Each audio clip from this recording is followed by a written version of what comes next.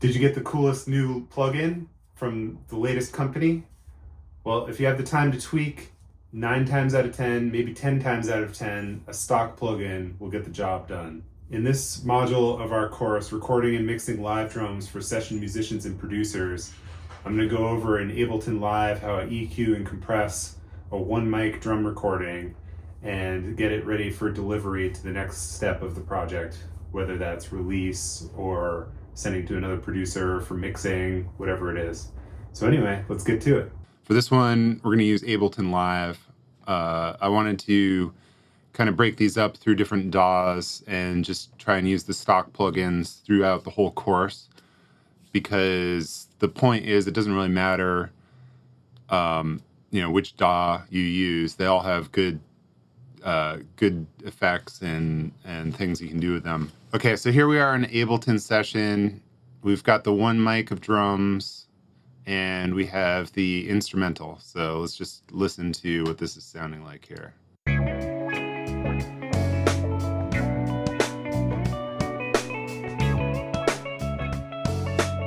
So we just have the one mic. It's a SM57. Let's take a listen to that.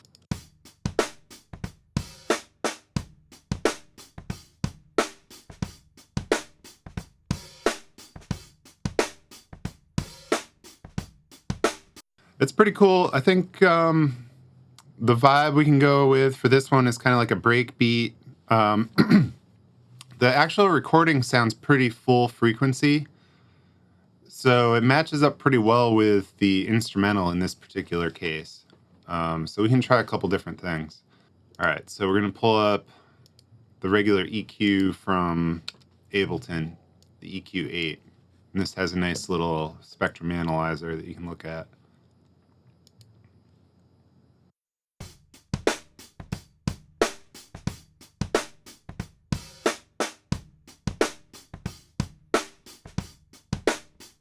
See, the kick sounds a little thin, but it's more like attacky, but it does have that low end there. So let's see what we can do with this. Maybe we can cut some of this super subs and just clean it up a little bit.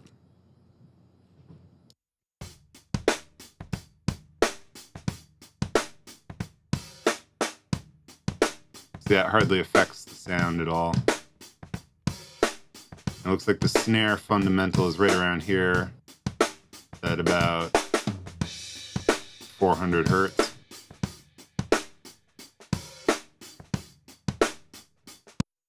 I want to take down some of the top end because I want to compress and saturate this a bit to make it have that more vintage breakbeat type sound.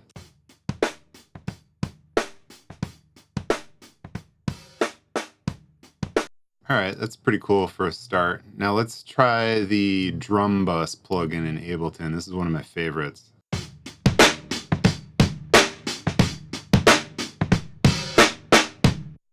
That crunch adds a nice presence to the mix.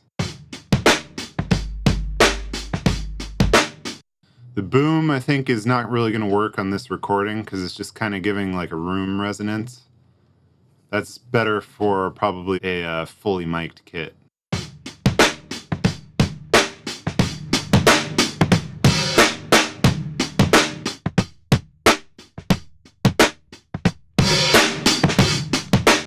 So that's interesting. This transients knob is kind of bringing up the compressed room sound when I turn it up, but when I turn it down, it's giving it a very almost like gated sound.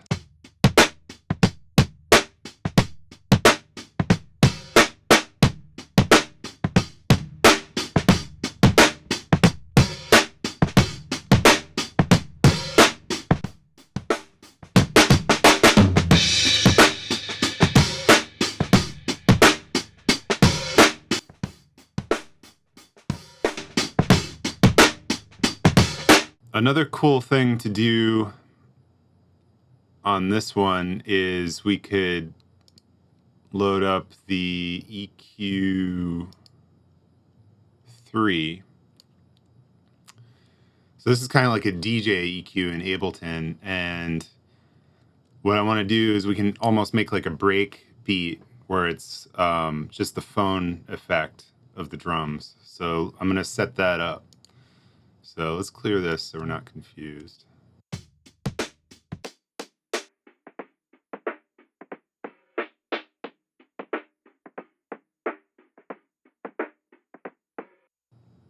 So that's kind of the effect I was going for. So then we can actually automate this in and out.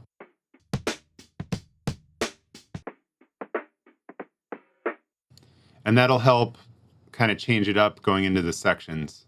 So that would be right before this chorus section kicks. So either this bar or just these 2 beats is what we're going to automate. So in Ableton, you hit A, and then you just check the, click on the parameter you want to automate, and then it pops it up on the lane. And then we're going to turn that on for this little section. So let's hear how that sounds.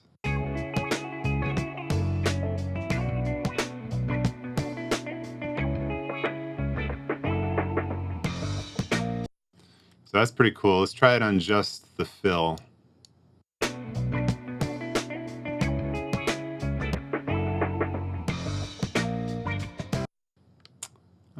I don't know. I think I kind of liked it on the whole section. Or we could even try a 2-bar. See how that sounds.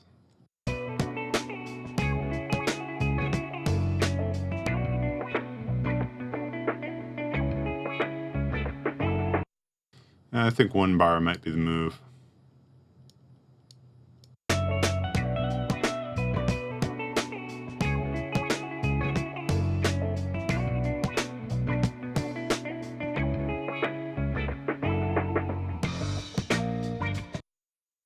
I'm going to gain up the mids while it's doing that.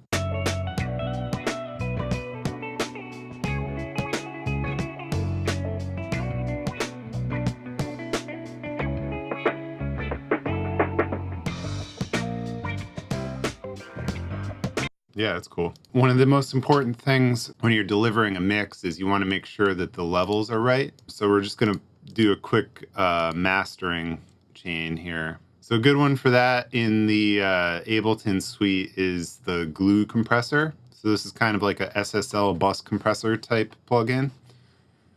And we can just pull up one of these mastering presets and see what it sounds like. Try to make it loud.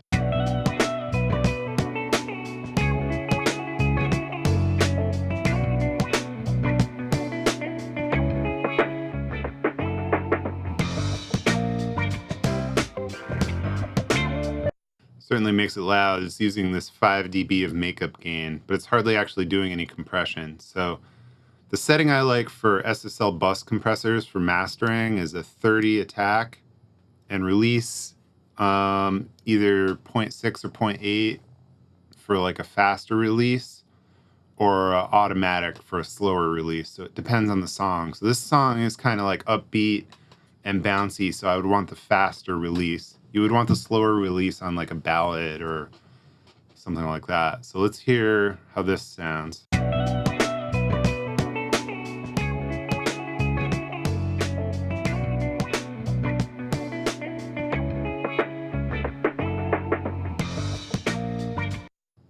So I'm bringing the threshold down to give it a little more compression, and you can see the needle is starting to move.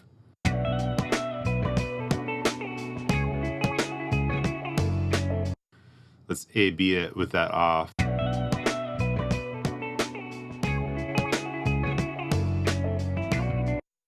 We are going to want to limit it just to bring it up to full gain. Put that before the meter. So the ceiling, you want it to be at -1. That's the best for streaming. And that way you make sure that you don't peak.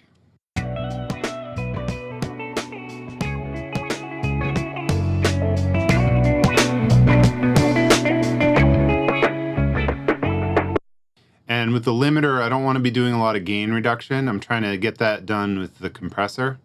So this is just taking off the last little tiny bits that are a little bit over, but the compressor is the one that's really kind of evening out the level of the sound.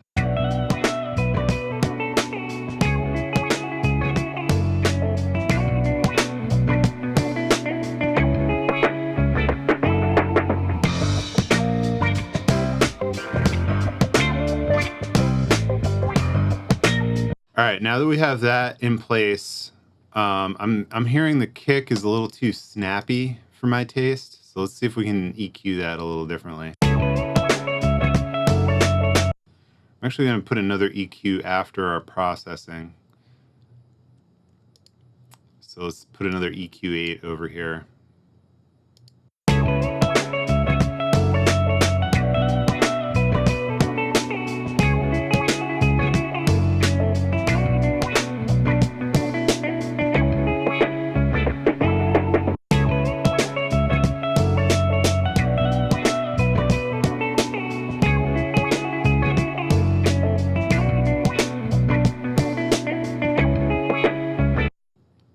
Sounding a little muddy in the lower end too, so I try to take out things that I don't like rather than boost things typically.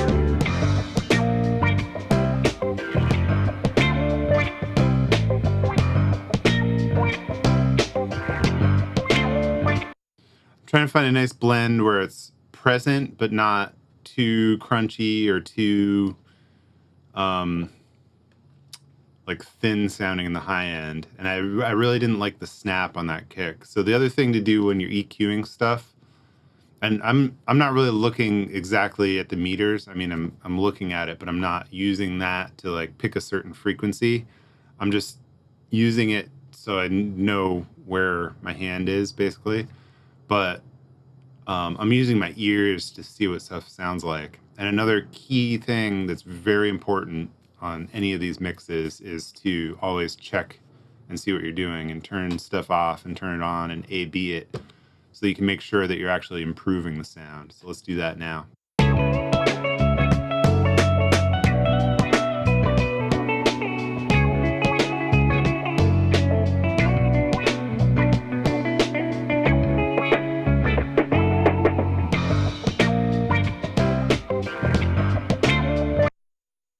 That sounds pretty good. Let's try taking off some of the dry wet on this mastering compressor and see if that's what's making it really snappy.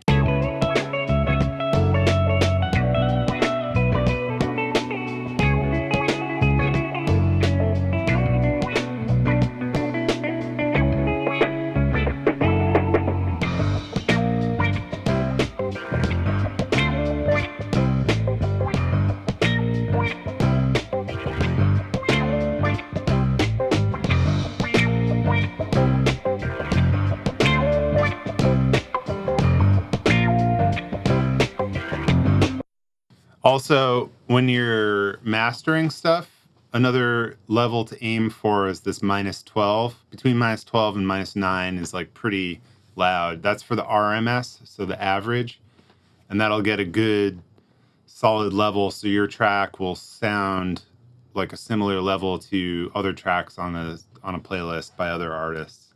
So you have the -1 so it doesn't clip, but then your average level is right up there. So then on Spotify, it will actually gain that up if it finds that extra headroom, that 1 dB. So you don't have to worry about it being too quiet because of that. It's more about the average level that's really important.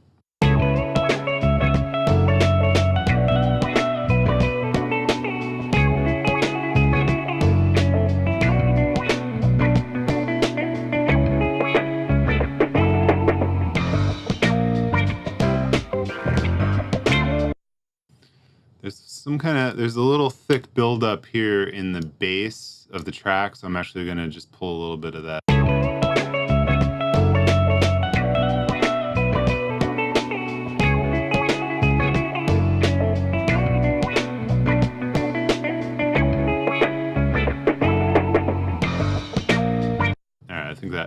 little bit. Let's make sure our levels are.